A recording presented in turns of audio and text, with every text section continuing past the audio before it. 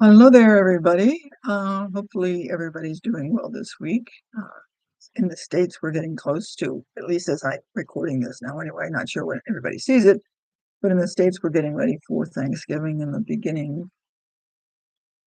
At least when I grew up, it was the unofficial beginning of the holiday season. As the years have gone on by, I had to hesitate because I've already seen things with the holidays, and I was in Target, I don't know, 2 weeks ago or something like that, and they were putting out the Christmas decorations, and so that's why I hesitated. It's like we've already started to see Christmas things, and it's like I'm still used to the idea of Thanksgiving. Well, when I was raised, you saw Santa Claus go up the ladder, with the idea of Christmas.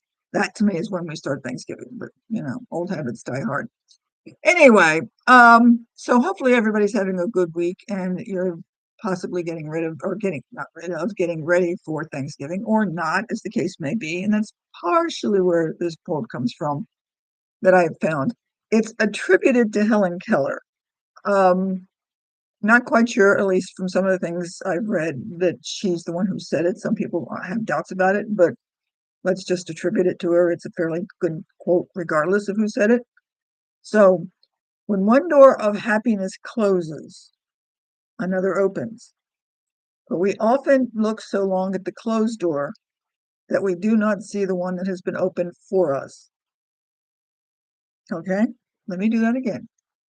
When one door of happiness closes, another one opens. But often we look so long at the closed door that we do not see the one that has been opened for us. So I think that what happens here is that so many of us, we have periods or things when they're going well and we enjoy what's going on, and then something stops and it's no longer good anymore, and we hesitate and we keep thinking about what it used to be and how things used to be, and we never stop to think about what possibilities are now available to us that we can take a look at. Now, granted, some things may be miserable. You may have lost somebody you loved, either to death or divorce or some such thing like that, or somebody moved away and you're not going to see them anymore, or at least you don't think you will anyway. Um, and then we don't look at what possibilities are coming into our lives once some door closes. Because generally speaking, if you think about it, when one door closes, something else pretty much needs to open. Because if you're not looking at this, whatever that may be, then something leaves and something else is going to take its place. It has to, just to fill up the space, because in the lives we live, we don't have blank spots of where things used to be and something no longer is. Does this make sense? So if you had a situation in which, well, let me think about it, like, explain it this way. I know as a teacher, I've seen many, many, many students who, when I see them, they're maybe 30s or maybe late 20s or thereabouts, and they frequently complain and regret the fact that they didn't go to college right after high school. And I have a conversation with them that basically goes along the line of why? Because in all probability, you weren't ready for it. So let's just say you wanted to go to college and you weren't quite ready for it and you went ahead anyway. Are you getting college and education on something that you want to do or that you're not even sure you want to do? So wouldn't it be better in a sense to not have to do that, or not go to college and go out and live the world a little bit before you decided what you really wanted to do? Because then you could take advantage of college better than if you went straight out of high school when you didn't really know what you were going to do. Way back when in ancient history, when I was in graduate school, one of my classmates, I don't remember how old she was, but I'm guessing she was like 28. She was late 20s, possibly 30. And we'd gone through a couple of years together. And one day she was telling me, she said, I'm not sure I want to do this anymore. She was on her way for a doctorate, a PhD. And she suddenly decided that, or realized that she wasn't sure that that's what she wanted to do. The problem was that start that one again. The problem was that she had come so far that she was going to go ahead and finish with the program and get the degree. But she also recognized that would, in a sense, set her on a path, at least she thought it would anyway, because that's what she was talking to me about, that she wasn't sure she wanted to tread anymore. She would have been one of these people who would have probably been better off somewhere after school. Maybe she went to college right after high school and maybe take a break before she went to graduate school. Maybe to take a break before she went to college. But she really needed at some point to take a break from her school system instead of going straight through to figure out if what she was in school for was what she really wanted to do. I lost touch with her and I have no idea. My suspicion is that she continued on within the field she was in, never really got back into what she thought she might have wanted to do, or maybe never found that out until much, much later in life. I don't know. But I've always wondered about her and what the outcome of that was after we no longer had any, connection with each other because there's just been too much time in the past. But things like that happen to a lot of people. You have a lot of opportunities and you think you missed them, but you don't turn around and take a look at what other opportunities that are available to you. So maybe you think, oh, I really want this and I really want the opportunity to do this, and you don't get it and you miss it and you regret it.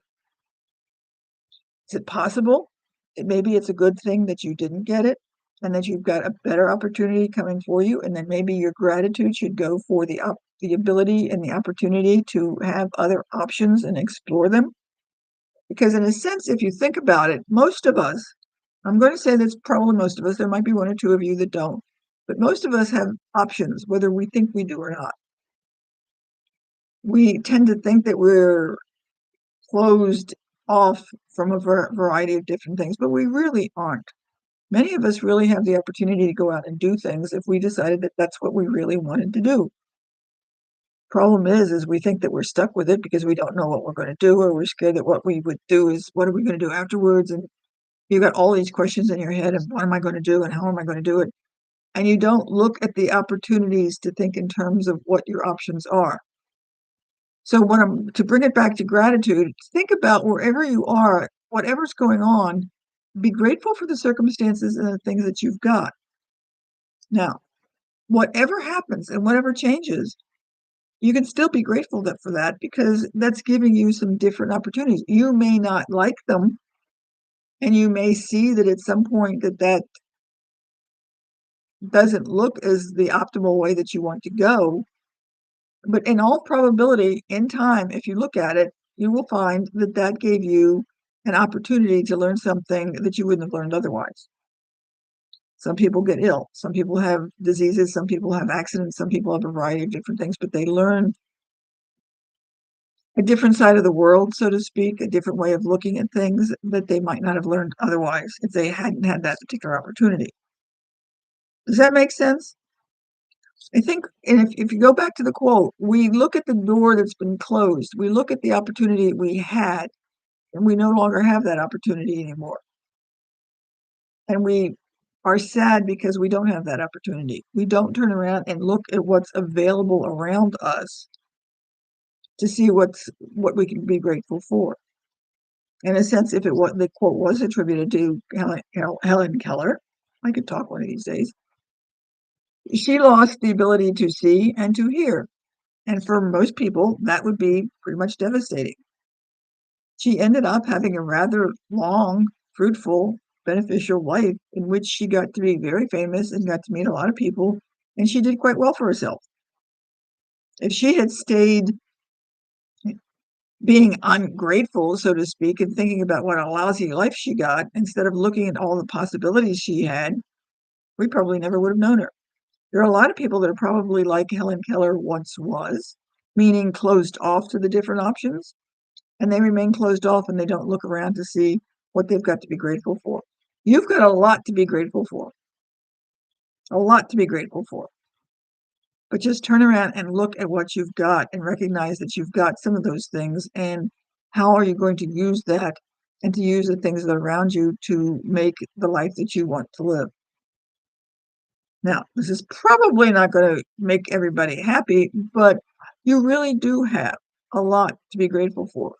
Whoever you are, whatever things you've got wrong with you, I can guarantee that there's somebody else who's in worse shape.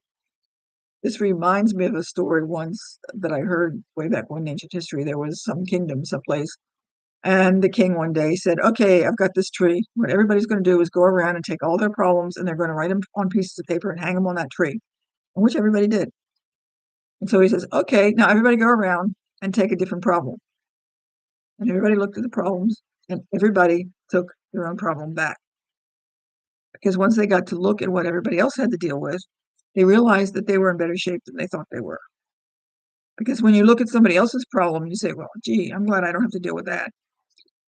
You've got the problems you can deal with. Be grateful for that. There are a lot of things that you're grateful that don't happen to you. Be grateful for that too. Does that make sense? That you be grateful for what you've got. Even though at this moment it doesn't look like it's going to be something worth your while, you don't know and you won't know until years later. There's been plenty of things that I thought weren't going to work out, but when I look back on it, I'm grateful that it did. I'm not going to go in there because it would take me forever because I'm old and so I've got a lot of forevers, but just take my word for it on that. Sometime maybe we'll discuss that. So I hope that this gives you something to think about and have a good week and we'll chat with you later. I'll probably just send out a thank you or a hi or something like that this week, but enjoy the week and we will chat with you later. And happy holidays. And I'm not even going to say anything about don't eat for the Americans, because it's nobody's going to pay attention to it anyway, right? Okay, we'll see you. Bye.